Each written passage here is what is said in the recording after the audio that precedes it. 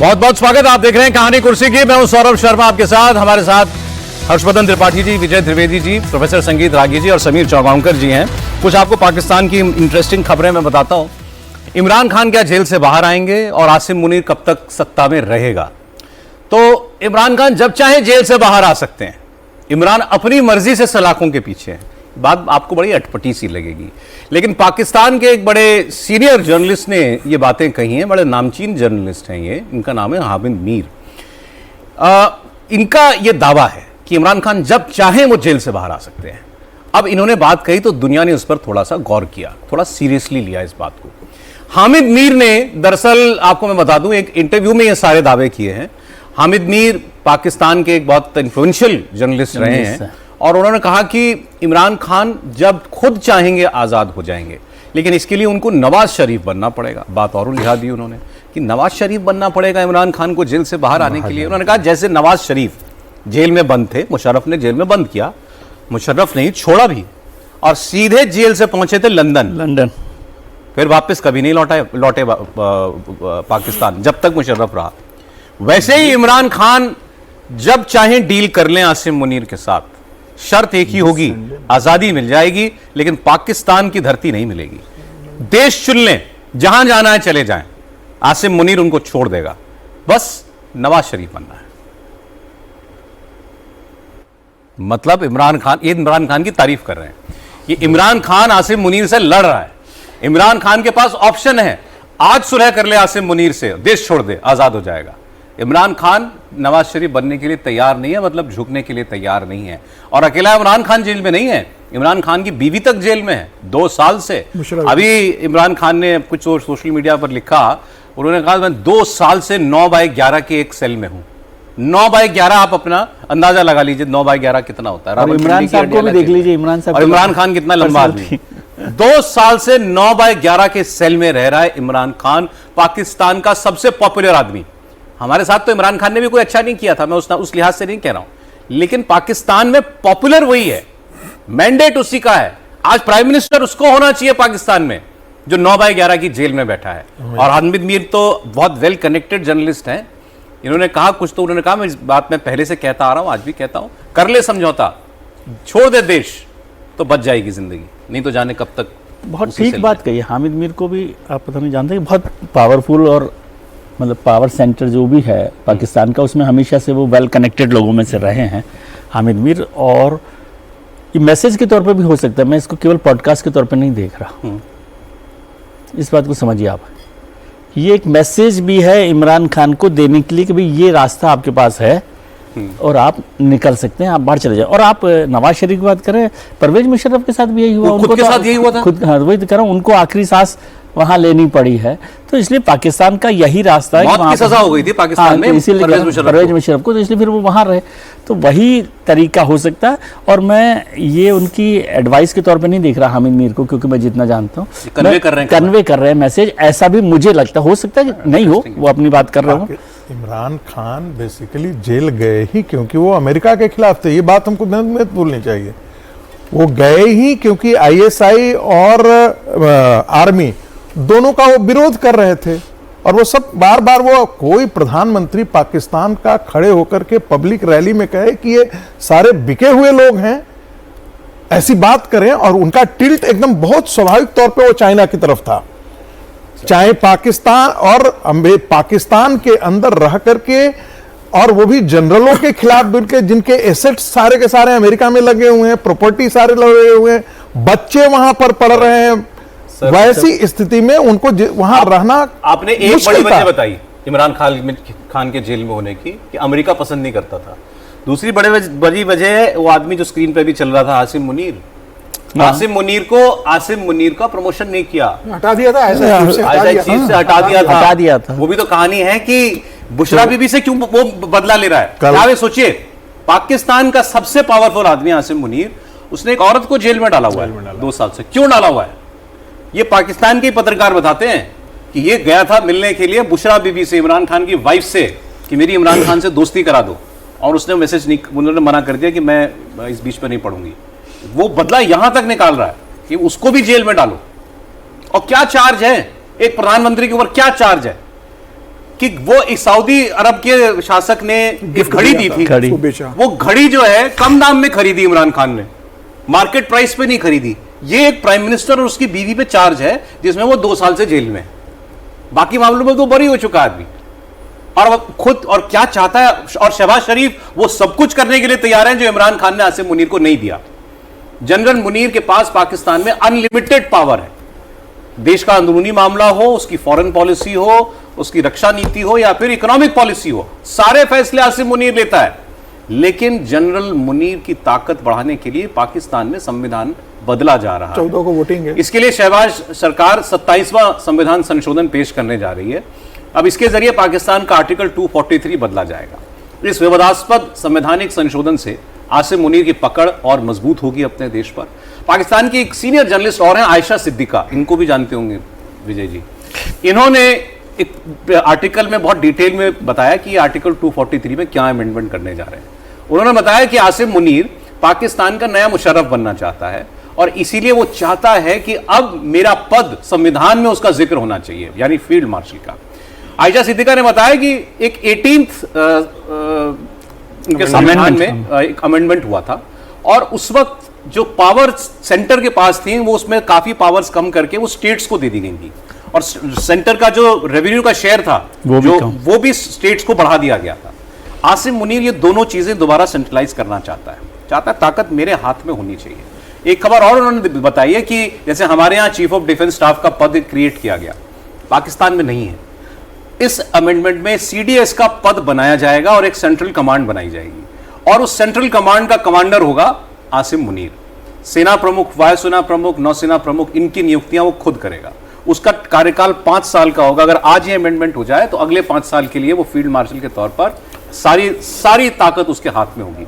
एक चीज और उन्होंने बताई कि 2029 में पाकिस्तान में अगला जनरल इलेक्शन होना है प्रधानमंत्री चुनने के लिए, और आसिम मुनीर ये चाहता है कि मैं उस इलेक्शन तक सत्ता में बने रहना चाहिए, मुझे उस वक्त पावर में होना चाहिए। इसलिए उसको ये 5 साल अगले दिखाई दे रहा है। मतलब वो पिछले प्रधानमंत्री का, उससे पिछले प्रधानमंत्री का फैसला भी आसिम मुनीर ने किया, पाकिस्तान का अगला प्राइम मिनिस्टर भी वही तय करना चाहता है और तब तक वो पावर में रहना चाहता है। जी हर्षवर्धन जी, देखिए सबसे बड़ी बात थी कि इमरान खान ने पूरे के पूरे जो आर्मी इस्टेब्लिशमेंट था उसको सीधे सीधे चुनौती दी। और सबको ये याद रखना चाहिए कि पहला ऐसा प्रधानमंत्री था जिसने वॉशिंगटन में जाकर स्वीकार किया कि अमेरिका की शह पर 40 से 50 हजार आतंकवादी हमारे देश में हैं। पहला प्राइम मिनिस्टर था, इसलिए याद रखना चाहिए। उसने जो आर्मी का पूरा एस्टेब्लिशमेंट था, आईएसआई का एस्टेब्लिशमेंट था, और जिसको हम बार बार कहते हैं कि अमेरिकी डीप स्टेट कैसे काम करता है, उस एस्टेब्लिशमेंट को हिला दिया था। उस दिन ही तय हो गया था कि इमरान खान बहुत दिनों तक नहीं रहने वाले हैं। उसके बाद इमरान खान आते हैं। इमरान खान जिस तरह से पाकिस्तान में उनको मामलों में फंसाया जाता है, उनकी पार्टी के नेताओं को ऐसे घसीट कर जेल में बंद किया गया था, वो दृश्य भी कमाल है। वो जा रहे थे अपनी जमानत के लिए, अदालत पहुंचते उससे पहले उनको टांग के पुलिस घसीटते हुए लेकर चली गई। इमरान खान के काफिले पर गोली चल जाती। मतलब जो जो चीजें हुई हैं वो एकदम ही अलग है। इससे पहले अगर कहें तो बेनजीर भुट्टो को उस तरह से मारा गया था जो आतंकवादी हमले का शिकार हुई थी। यानी जब आप ऐसी बात करते हैं जिसमें आर्मी एस्टेब्लिशमेंट, टेररिस्ट इंफ्रास्ट्रक्चर, उन दोनों को एक साथ आप निशाने पर लेते हैं तो खतरा बड़ा हो जाता है। इमरान खान उससे लड़ रहे हैं। आसिम मुनीर हो या हामिद मीर, मैं उनको बहुत अलग अलग नहीं देखता हूं। ठीक है, अब विजय जी कह रहे हैं कि वो पत्रकार के तौर पर, मैं हामिद मीर को पिछले 10 सालों से मैंने जो रीड किया है, मैं हामिद मीर को पत्रकार के तौर पर नहीं देखता हूं। एक अनडेमोक्रेटिक कंट्री, एक जो जिहादी टाइप का मुल्क है, एक उस मुल्क में एक ऐसा व्यक्ति जो मीडिएटर के तौर पर, लाइजनर के तौर पर काम करता है, हामिद मीर को मैं तो ऐसे ही देखता हूं। तो फिर तो जो विजय जी कह रहे हैं वो बात और बड़ी हो जाती है। आप एकदम सही है, जरिए मैसेज दिलवा रहे हैं कि इमरान खान एकदम से जो विजय जी कह रहे हैं वो एकदम सही बात है कि ये साफ साफ धमकी है।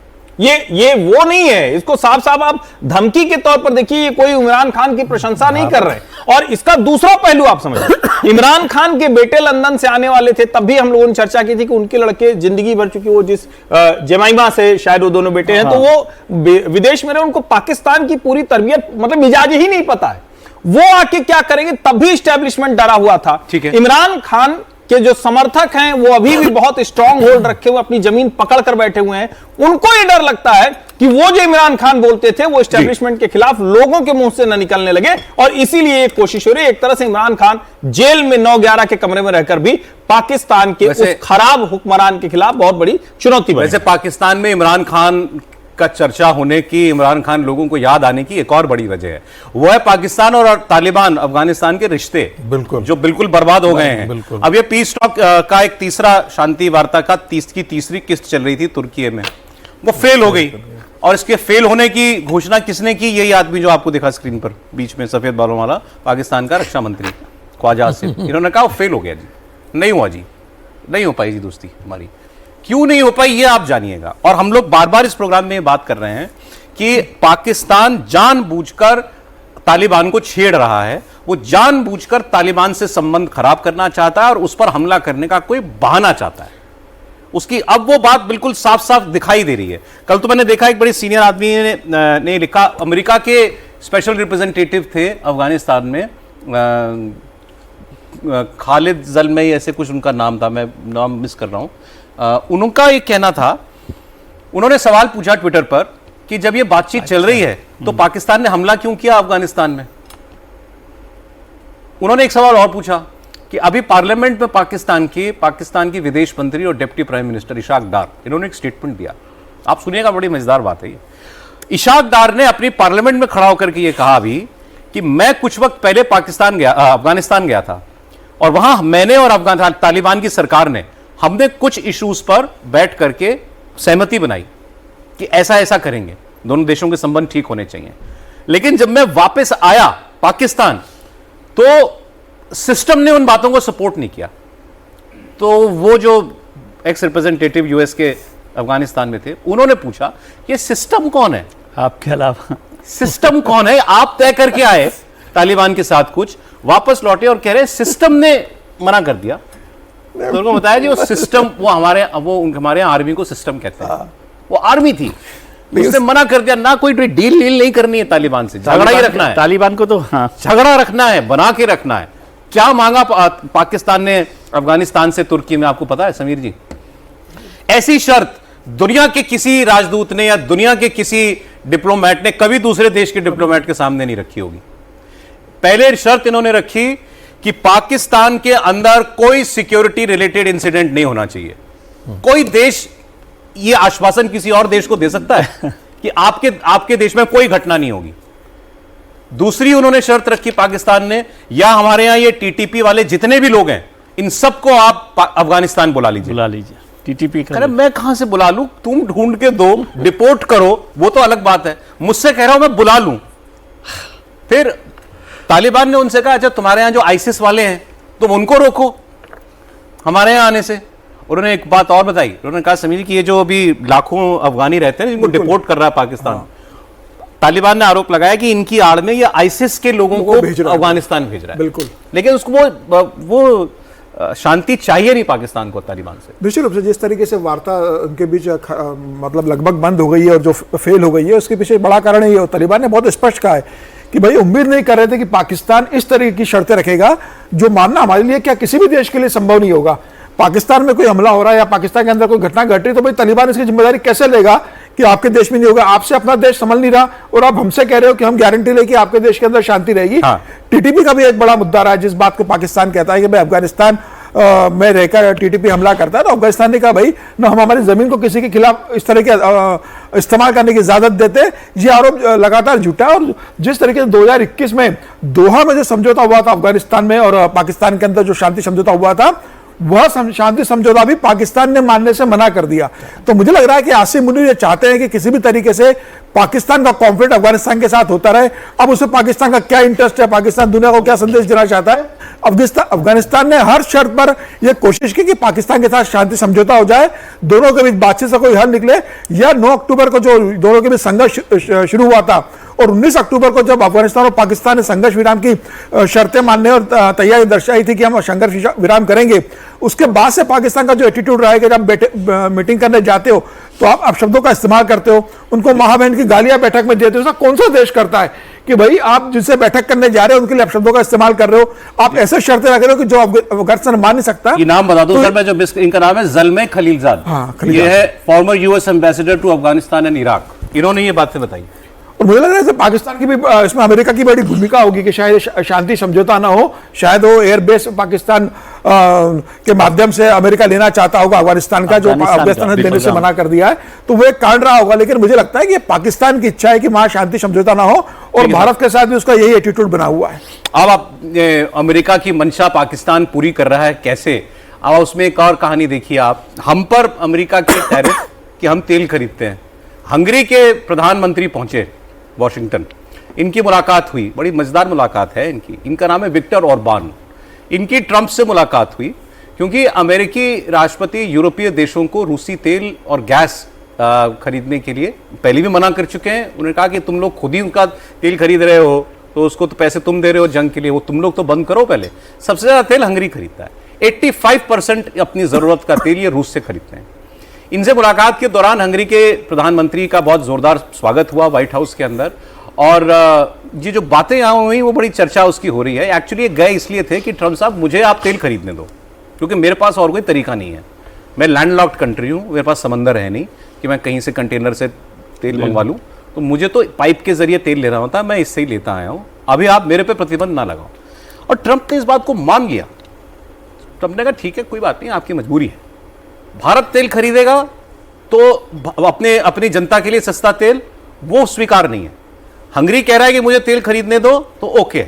यही एक तो डबल स्पीक जो है उनके सामने आ जाती है। फिर इन लोगों ने असली बात की यूक्रेन को लेकर। एक्चुअली मैं बताऊं, हंगरी जो है यूरोपियन यूनियन का सदस्य तो है, लेकिन ये ट्रंप के नजदीक माने जाते हैं, खासकर ये प्रधानमंत्री।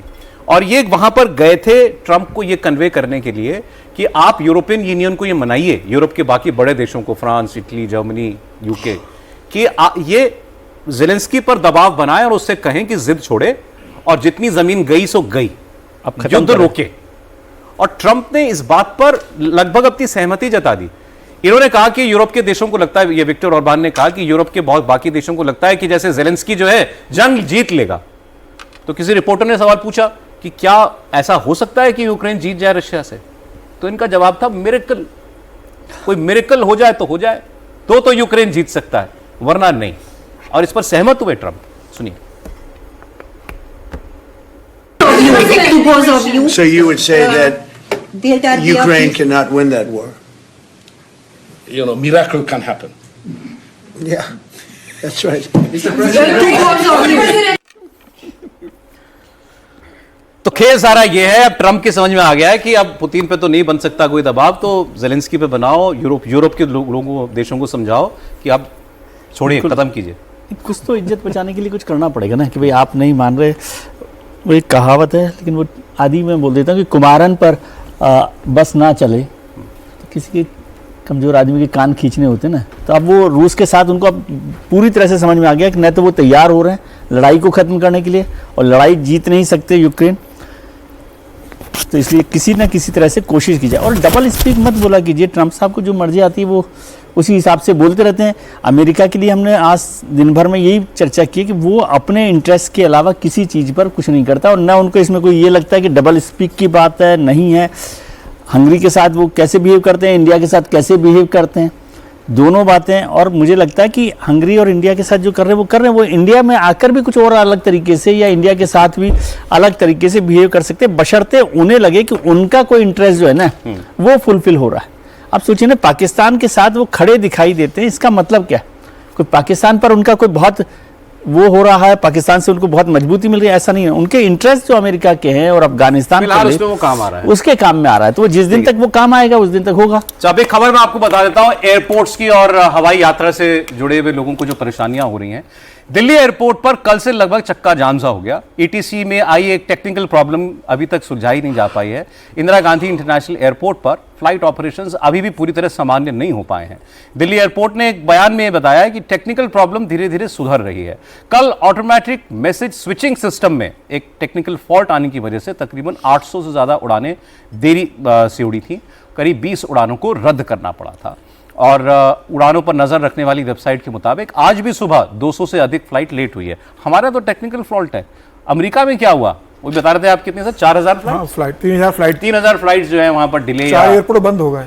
क्यों? क्योंकि लोगों के पास पैसा नहीं है।